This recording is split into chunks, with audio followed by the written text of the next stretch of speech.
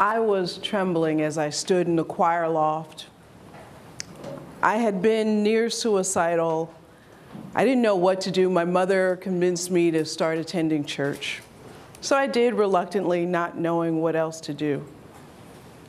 And that Sunday, when the minister said, he was reading from Romans 1:26, casting gay women and men outside of the embrace of the church, I couldn't sit there passively and have that peace that I'd found there be disturbed without saying anything. I was of the opinion that if I had been courageous enough to speak my truth when I was at two difficult job situations that led to my breakdown, things might not have ended so badly for me and for everyone. And I heard this little voice, and I stood and I said, but what did Jesus say? We call ourselves Christians. What did Jesus say about homosexuality? It's nothing new. Since Jesus never addressed the issue, the pastor didn't have anything to say to me or to the congregation. He continued on with his sermon, and I sat down at least feeling that I'd spoken my truth. And I never went back to that church, not in that same way again. But I wanted to return to that sense of peace that I'd found there. So I became my own mini expert on spirituality. Along the way, I found the Celebrant Foundation and Institute. They were bringing a new way of honoring people for who they are to the United States. I became one of the first celebrants in the US. I'm happy to say I am now a Certified Life-Cycle Celebrant. We are professional secular ritual makers. We believe that ceremonies matter, that they help people to make that change through whatever change you're going through, whether it be birth, marriage. We've even done ceremonies for people who had never had a new dining room set, and they wanted to note what a new place they were in their life for that. So I like to say that I tell love stories for a living. And over the last 11 and a half years, I've married more than 700 couples. And what I'm able to give what had been denied to me. I'm able to create a place of authenticity, a place of safety for people to be who they really are, and to share that with their family and friends in a way that touches people's hearts. I'll never forget the Italian-American patriarch that the bride warned me about. This is one of the early ceremonies that I did. And the bride and groom were so happy to have found each other. It was a very 21st century love story. Italian-American bride and a groom of Asian heritage, a brown man. A number of different philosophies and backgrounds made his person, and a number of different philosophies and beliefs made their relationship work. And they were really excited about sharing this with their family and friends. And so we really vibed during that first meeting. But then I got a call a week or two later from the bride saying, you know, Kim, 1 Corinthians is actually really beautiful. And it is. Love is patient. Love is kind. We'd like a more standard ceremony. My father attends church more than once a week, and we want to make sure that he's comfortable. And so, of course, I say, yes, I'm honored to do this ceremony for you. It is my goal and my pledge to never put my personal beliefs into a ceremony, to listen to what the couple believes and mirror it back to them in a professional and sincere way. So we start to talk about what that ceremony might look like, because every family has word-for-word approval of the script. And then I get another call a week or so later. Kim, we want to go with our original plan. We want to introduce our family and friends to our world so that they can see that our differences are not to be feared. And we go ahead with that. And it's a beautiful ceremony along the Long Island Sound. And her father is the first person to approach me. He's sitting right about where Paris is sitting now.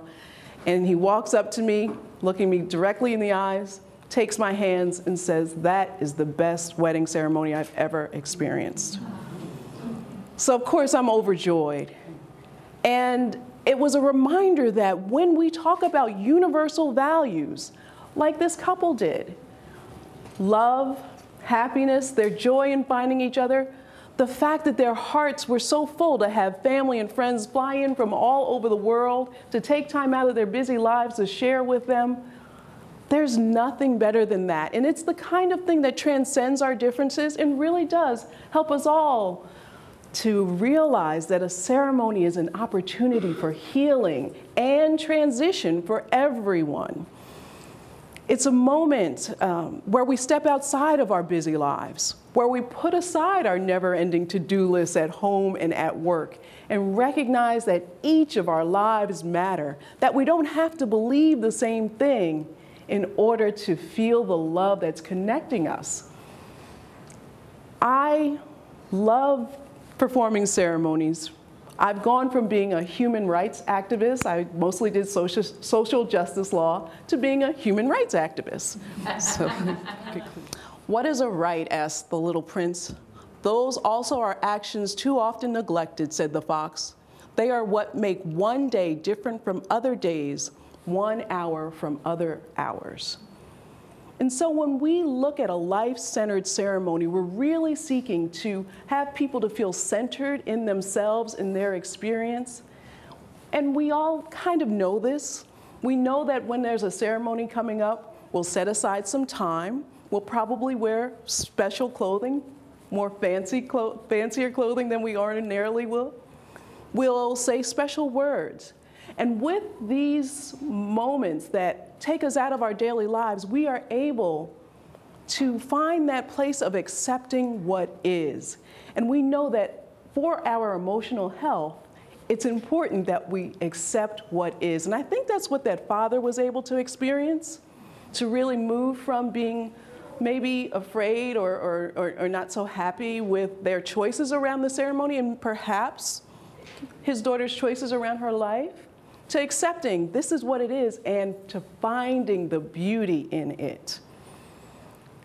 So a good number of the couples that I celebrate are non-religious. And so we look at their life story, their love story, at the values that they share, and uncover them and give them back to them and their family and friends in a way that is touching. We do look to have an emotional experience because we know that it's our emotions that remind us that we are human. And then another good number of the couples that I work with are either interfaith or spiritual but not religious. So we'll talk about more global connections to their faith system or their communities. And then I also have the privilege of working with people who actually are religious, but they don't want their ceremony to be a religious occasion. They want to make sure that everyone that they love feels comfortable in their ceremony. And they also want an experience. They want the experience of inviting people into their world and helping that love to be magnified as it ripples through the guests.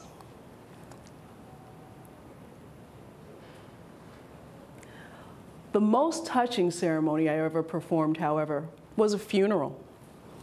It wouldn't have happened unless the family found someone who would honor their beliefs, because their beloved father was a proud man, he was a family man, and he didn't believe in God. They were not going to have words said over his body if they were not true. And so we work together to honor him for who he really is. I say that life-centered ceremonies are about helping people to see their innocence, to return to that place where they're just themselves. We honor people for who they are. I say that we look at the real world, not what we see on TV or in reality shows. We look at people choosing each other. And we do not try to pretend that everything is the same. We honor people for the easy parts of the personality and the more difficult parts of the personality. So in this funeral, we talked about the father being a kind of gruff, kind of private man who would go into the basement when company would come to visit. We talked about the fact that He believed in love, family, his daughters, his wife, his grandchildren. That was his core, and he had the most joy at his weekly poker games.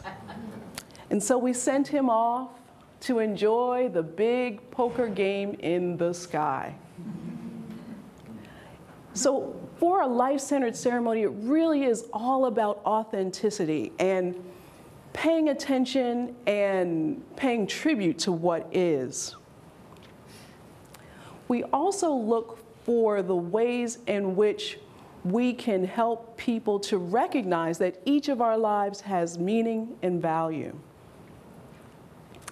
As a celebrant in the state of New York, I am an interfaith minister. That's the legal reason that I can sign people's marriage licenses.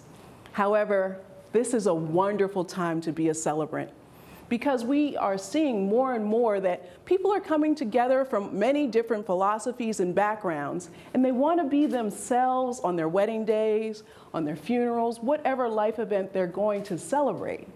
And so I am pleased to announce that in the state of New Jersey, now I can sign a license as a celebrant, as the impartial champion of human rights that I am. And we are hopeful that New York will be next. As a human rights activist, it is my privilege to help people to recognize that our differences are not to be feared, that there is an innocence and a love at our core, and it brings us all together. I'd like to leave you with some pictures of ceremonies that I've performed before.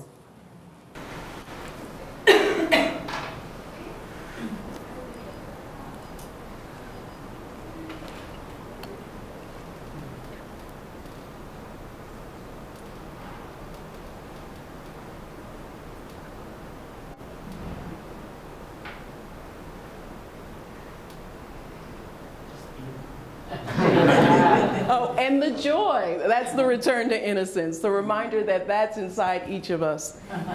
Thank you.